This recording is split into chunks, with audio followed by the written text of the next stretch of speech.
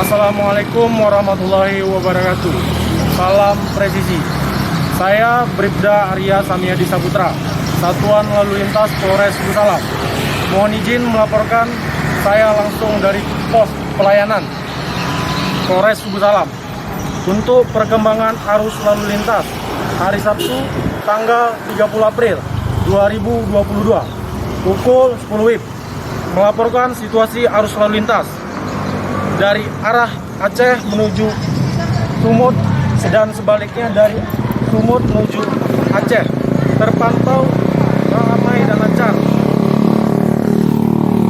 Kami dari Satuan Lalu Lintas Polres Suku Salam mengimbau kepada seluruh pengguna jalan agar berhati-hati dan mematuhi peraturan berlalu lintas. Jangan lupa selalu mematuhi protokol kesehatan. Jadilah opor keselamatan berlalu lintas dan budayakan keselamatan menjadi kebutuhan. Semoga mudik saudara lancar dan aman. Salam presisi.